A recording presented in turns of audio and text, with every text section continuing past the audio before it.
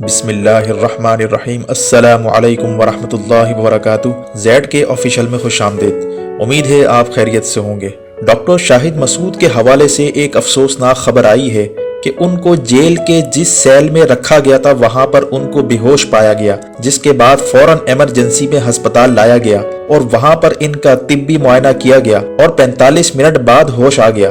طبی معائنے میں یہ معلوم ہوا کہ دل اور دماغ کے درمیان جو شریانیں جاتی ہیں ان میں کلاؤٹ آ گیا تھا، جس کی وجہ سے دماغ تک خون کی رسائی رک گئی تھی اور اسی وجہ سے وہ بے ہوش ہو گئے۔ لیکن خوش قسمتی کی بات یہ ہے کہ وہ کلاؤٹ خود بخود آگے چلا گیا، وہ اپنی جگہ پر نہیں رکا اور خون کا دورانیہ بحال ہو گیا۔ یاد رہے کہ اگر کلاؤٹ اپنی جگہ رکا رہتا ہے تو اس سے دل اور دماغ کا کنیکشن ختم ہو سکتا ہے اور اس سے جانی نقصان بھی ہو سکتا ہے۔ یہی وجہ ہے کہ ڈاکٹر شاہد مسعود کو انتہائی نگہداشت یونٹ میں رکھا گیا ہے اور یہ درخواست کی گئی ہے کہ جیل میں مناسب طبی سہولت کے فقدان اور مریض کی حالت کی خرابی کی وجہ سے ان کو جیل کے بجائے ہسپتال رکھا جائے۔ اور مزید جو تفتیش ہوئی ہے اس سے یہ بات بھی سامنے آئی ہے کہ جو بائیں ہاتھ میں ہتھکڑی ڈالی جاتی تھی اس کی گرپ اتنی زیادہ تھی کہ ان کی بائیں ہاتھ میں جو رگیں تھیں جو دماغ کی طرف جاتی تھیں اس پر پریشر پڑا اور رگیں دب گئیں، جس کی وجہ سے ان کا دماغ اور دل کا کنیکشن کٹ گیا تھا، اور یہ سب ہتھکڑیاں پہنانے کی وجہ سے ہوا ہے۔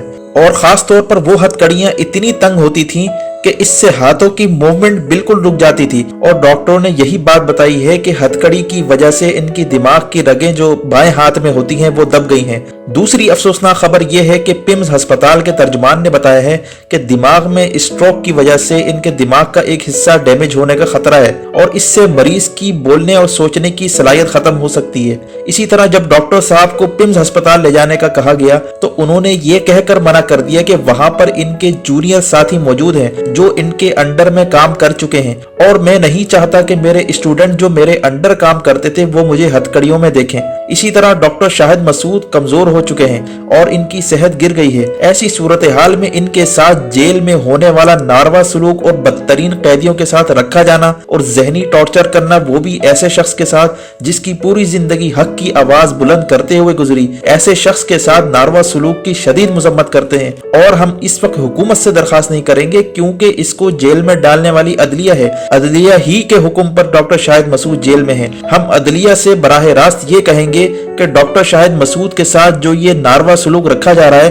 اور ان کو ذہنی اذیت دی جا رہی ہے اور موٹی موٹی ہتھکڑیاں لگا کر ان کے ہاتھ کی رگوں کو ڈیمیج کیا جا رہا ہے، یہ سب ایک کھلی سازش ہے اور ڈاکٹر شاہد مسعود کی جان کو خطرات لاحق ہیں۔ ہم بارہا کہہ چکے ہیں کہ ڈاکٹر شاہد مسعود کو بدترین مجرموں کے ساتھ رکھا جانا، حالانکہ ابھی تک جرم ہی ثابت نہیں ہوا، ابھی تک تو یہ بھی فیصلہ نہیں ہوا کہ ان پر کیس چلایا بھی جا سکتا ہے یا نہیں۔ اس صورتحال میں ان کے ساتھ بدترین ناروا سلوک کیا جانا کیا معنی رکھتا ہے؟ اگر ڈاکٹر شاہد مسعود کو کچھ ہوا تو اس کی ذمہ داری ٹوٹل عدلیہ پر عائد ہوگی اور جیل انتظامیہ پر عائد ہوگی، عمران خان پر عائد نہیں ہوگی، کیونکہ عمران خان نے شاہد مسعود کو جیل میں نہیں ڈالا۔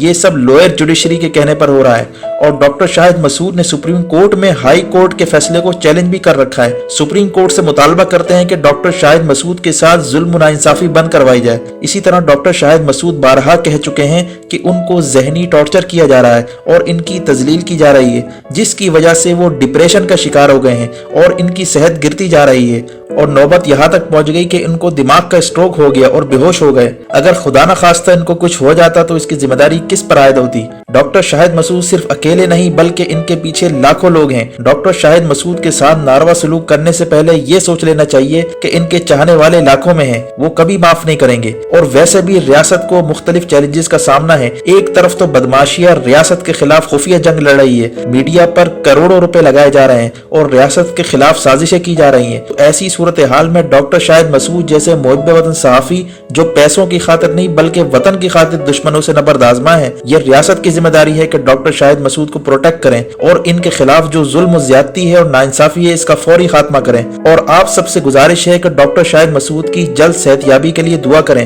اللہ تعالیٰ ان کو جلد مکمل صحت یابی عطا کرے تاکہ وہ ملک دشمن عناصر کے خلاف یہ جنگ جاری رکھ سکیں۔ آپ سے درخواست ہے کہ ویڈیو کو لائک کر کے شیئر کریں اور چینل کو سبسکرائب کرنے کے بعد بیل آئیکن پر ضرور کلک کریں تاکہ آنے والی ہر ویڈیو کا نوٹیفیکیشن آپ کو مل سکے۔ اپنا اور گرد و نواح کے لوگوں کا خیال رکھیں۔ اللہ حافظ۔